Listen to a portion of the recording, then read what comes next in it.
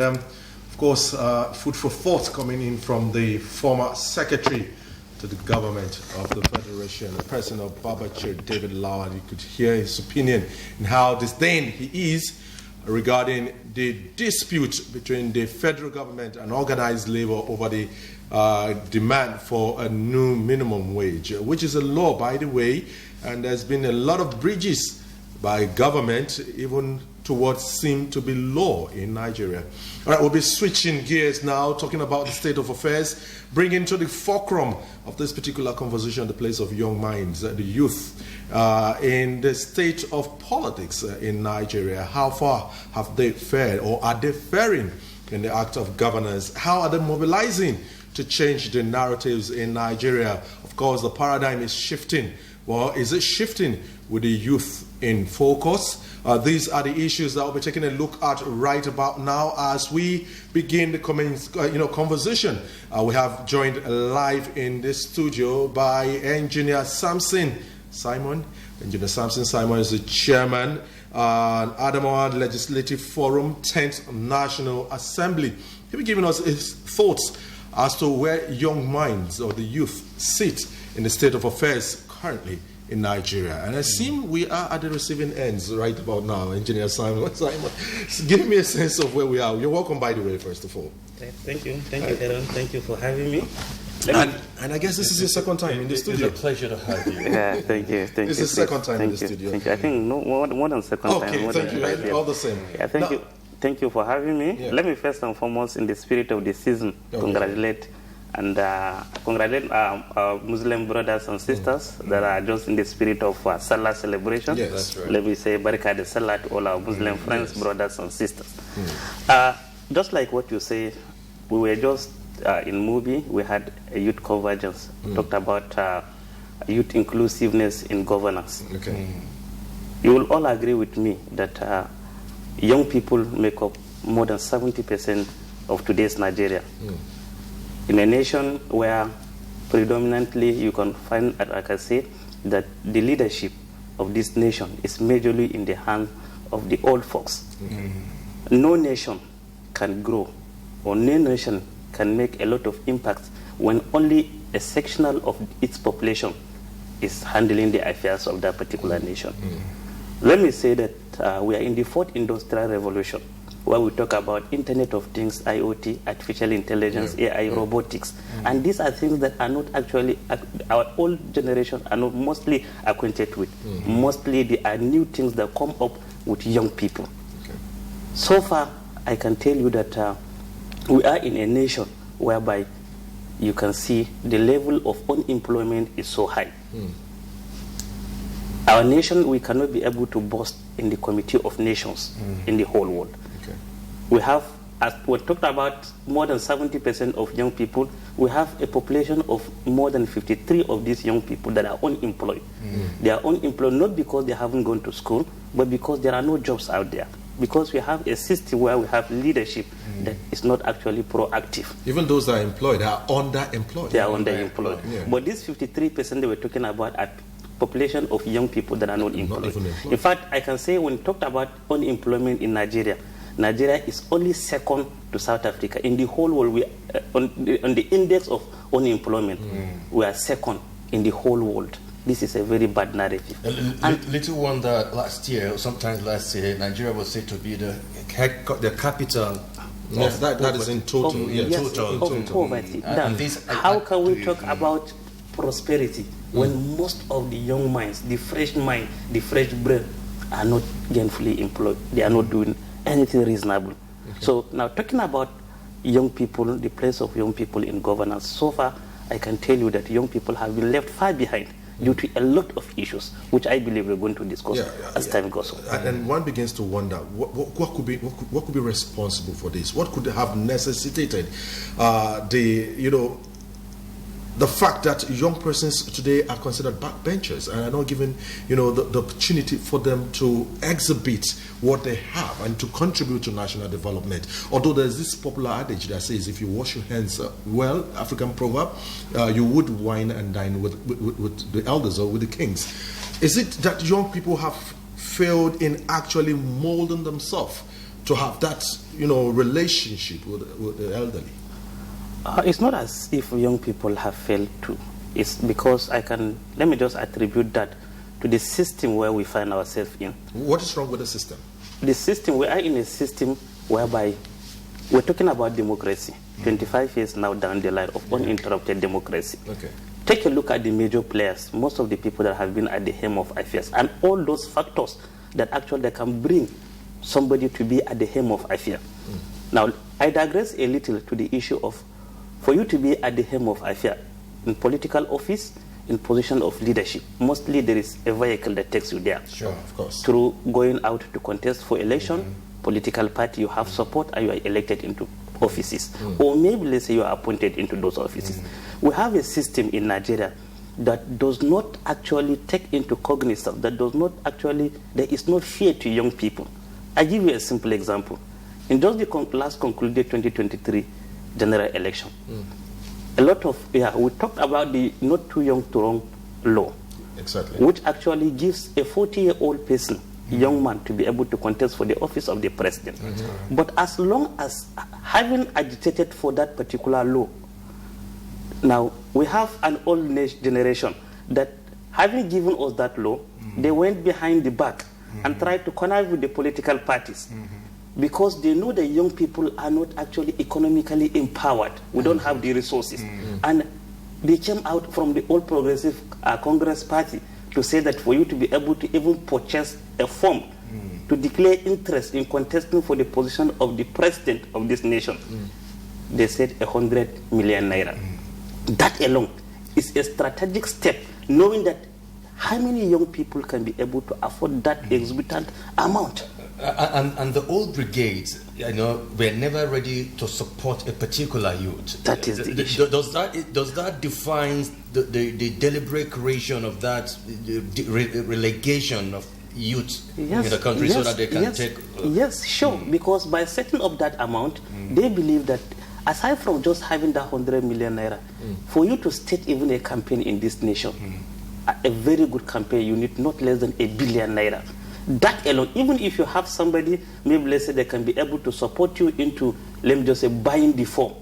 What about the campaigns and all that thing? So that was, to me, that was a deliberate. So it's a strategy. It was a deliberate strategy. Okay. To hold on to power.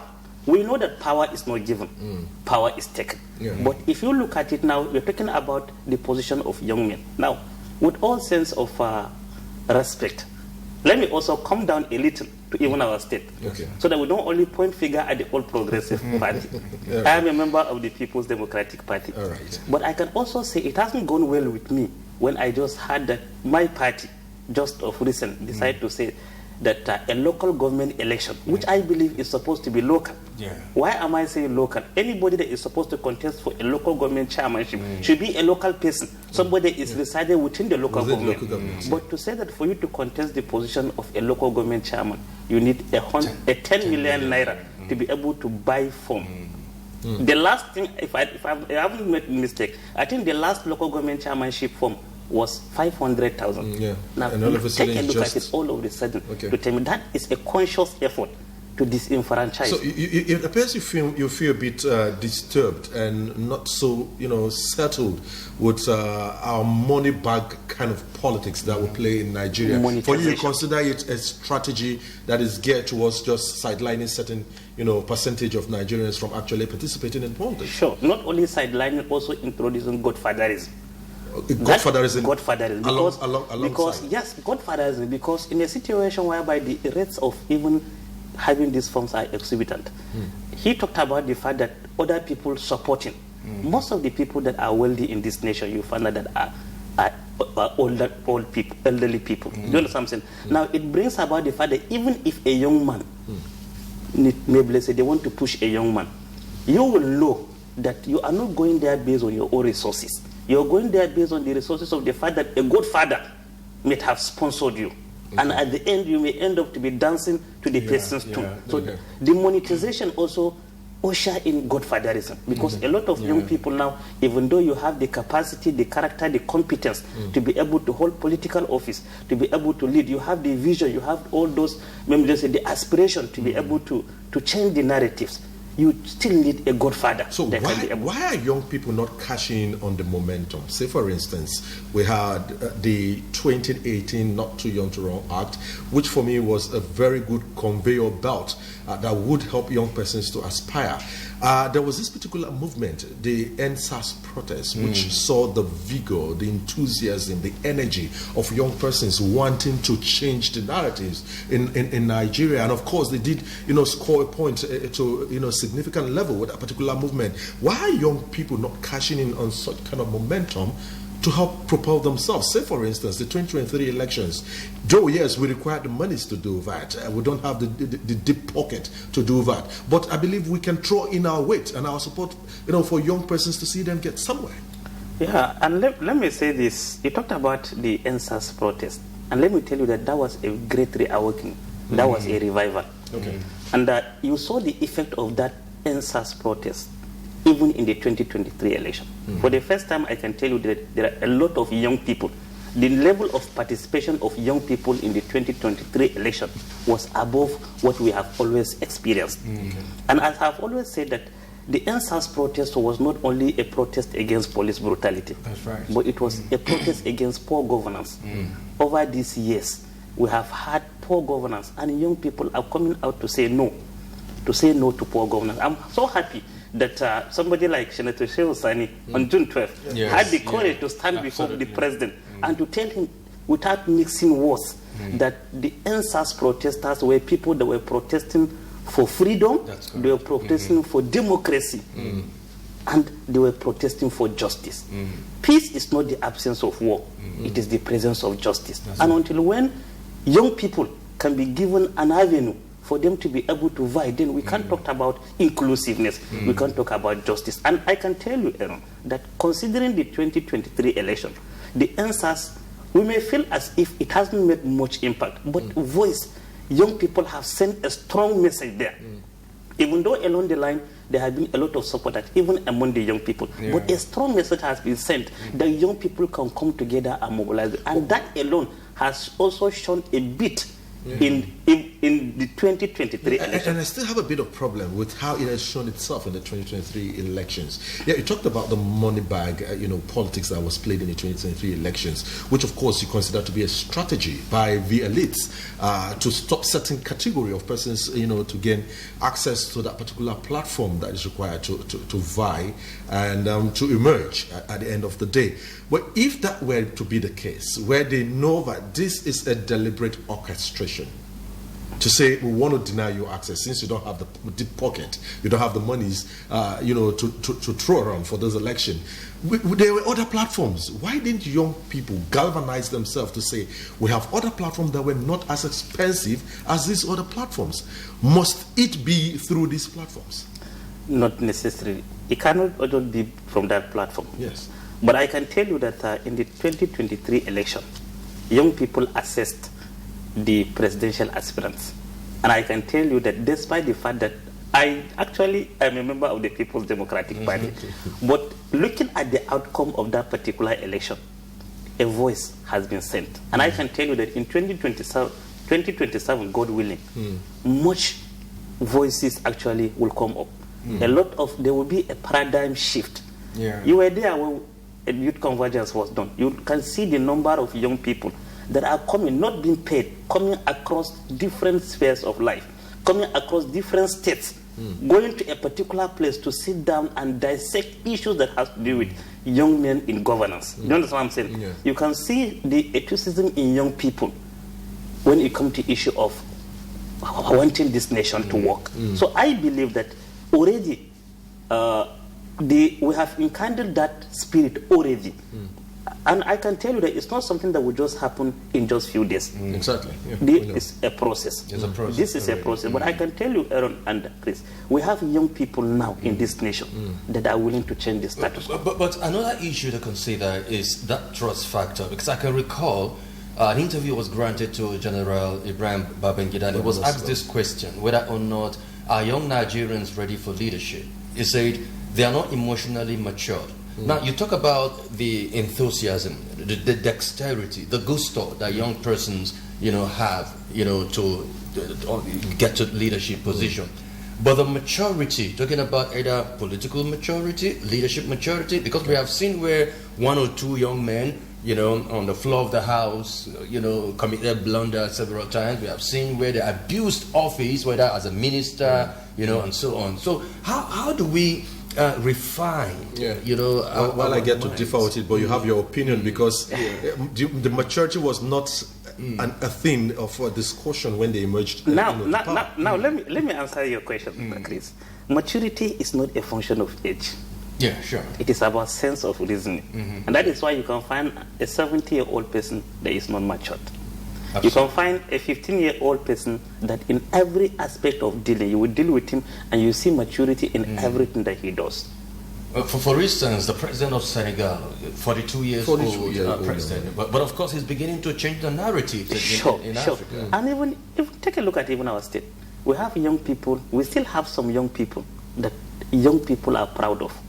A simple example, with all sense of humility, right? We talked about the Speaker of Adamawa State. He's a young man, and he's doing exceedingly well. Even our governor, as far as he's not that too young, you understand? But at least we can say that he come from, so far of recent, most of the governors that we have in this state, right? We can attribute him as almost like one of the youngest governors. And look at it, he is doing exceedingly well. And he got to the position of a speaker at a very young age. Yes, got to the position of speaker at a very young age. And I have said this thing, we need old men in position of leadership for experience and their knowledge. But we still all need young people that will come in with rich reservoir of fresh ideas, fresh perspectives. Now, talking about the fourth industrial revolution. Now, if you looked at what is even happening in this state, it can tell you that we had a governor, or we are having a governor, right, whom used the advantage of being a young person. Do you understand? Looked for investors. Take a look at how modern Adamawa State is becoming. It tells you, it talks about somebody that have that fresh idea. Do you understand what I'm trying to say? Because you can't give what you don't have. One of the things that we suffered under the last government of General Muhammadu Buhari, I used to tell people, and also you can also see the hope that we're talking about now. You can't give what you don't have, what you don't know. We have people in positions of leadership that can hardly even successfully operate some of these electronic gadgets. Do you understand? People that are disconnected in real sense to today's reality. And in that, you expect maximum output. That cannot happen.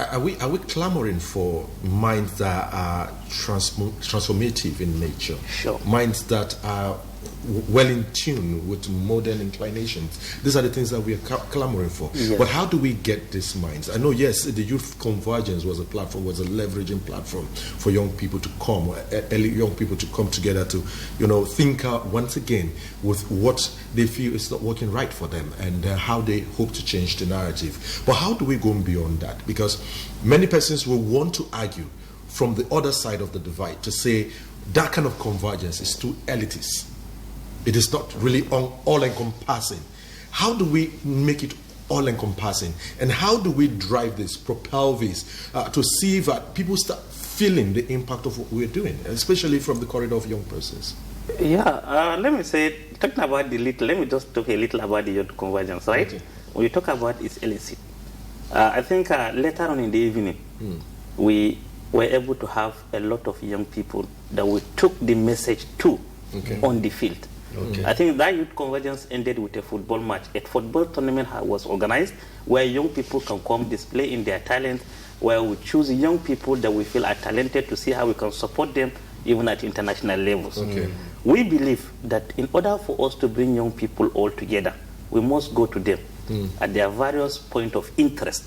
If you look at it, why we felt that was illicit is because there are a lot of people that always want you to engage them intellectually. Why I said that is because this is how people will look at it from the other side of the divide. Yes. They will say what you've just done is just for the elites of the young minds. Yes. And that was what I'm trying to explain.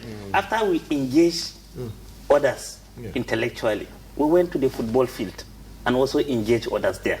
I think on that same day, on June 12th, we had a football final, and you need to see the number of young people that turn out.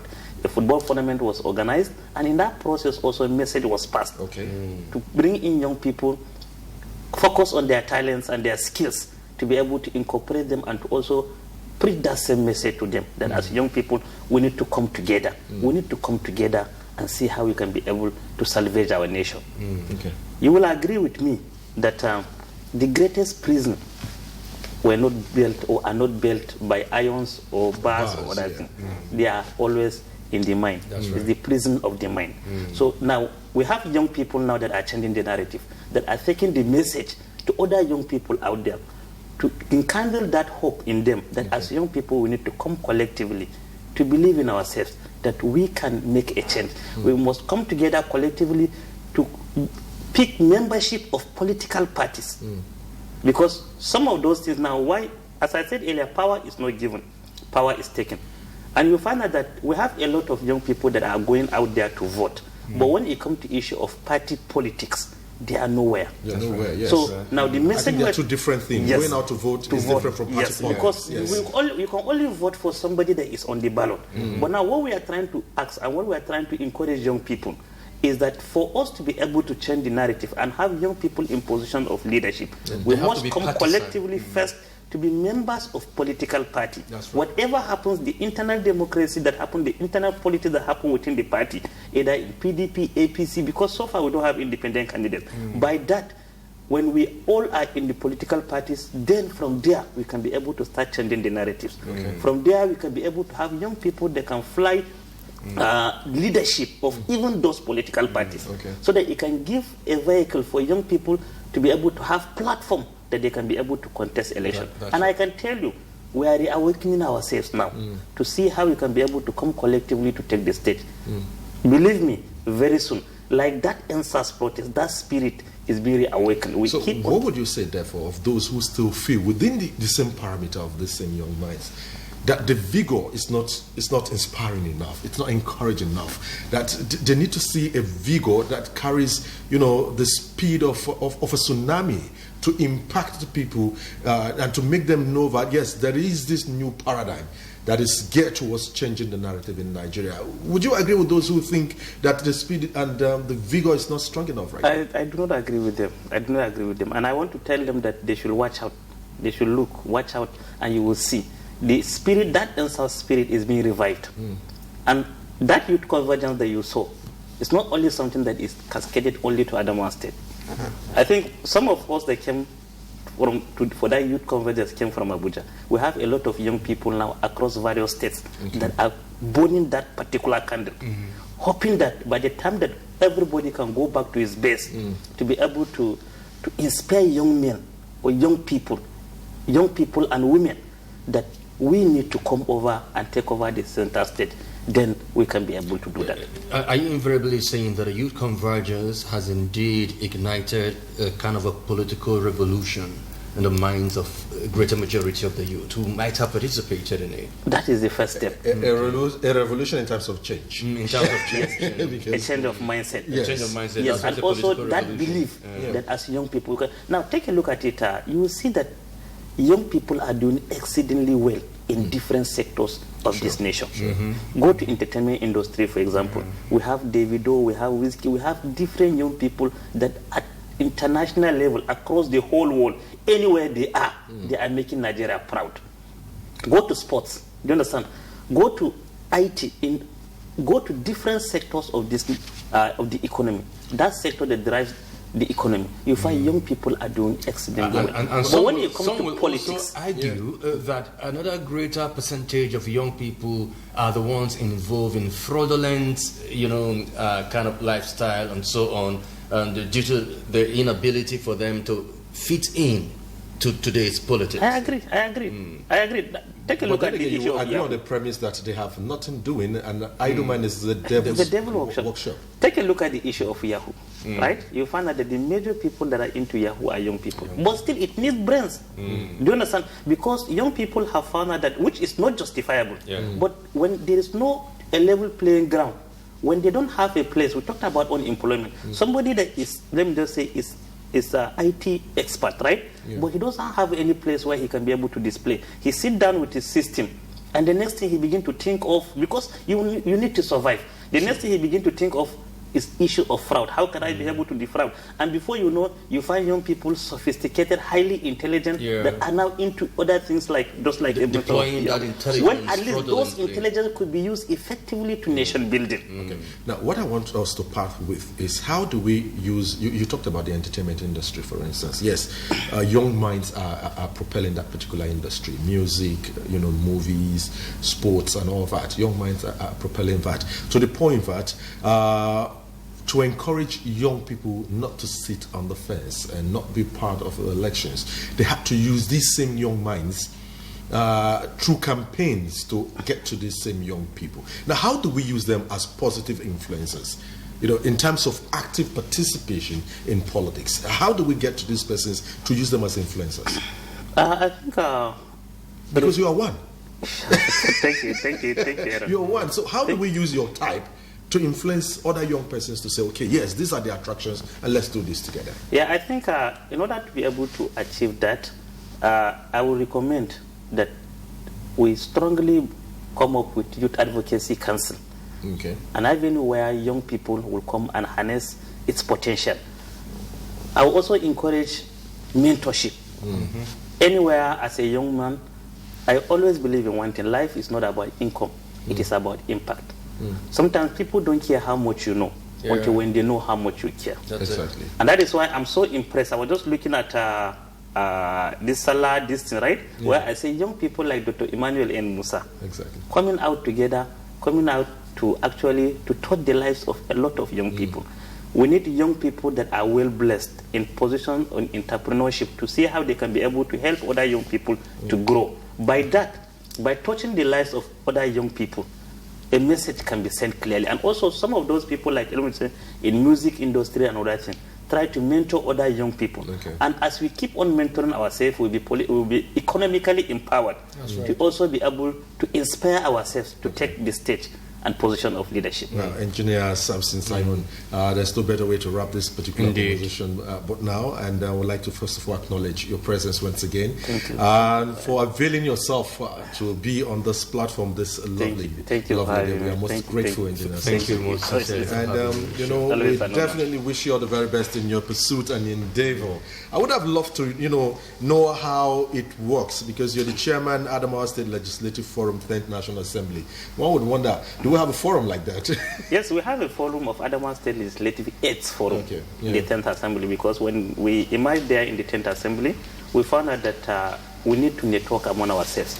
Because especially as young people. And I can tell you that considerably 90% of the legislative aides in the National Assembly are young people. So we incorporate among ourselves to network both from the Senate and the House of Rep. We network, especially all of us from Adamawa State. Some of them aides to the Senate President, some of them aides to our senators, some of them aides from the House of Rep. We came together, we've been having meetings as how can we be able to use our vintage position to support our principals, and at the same time also support our constituency, and also be able to inject that fresh mind into today's reality. I hope that did not, provide you the needed impetus, because going by what you've seen or from the National Assembly, these are okay, so we need to change this. I hope that was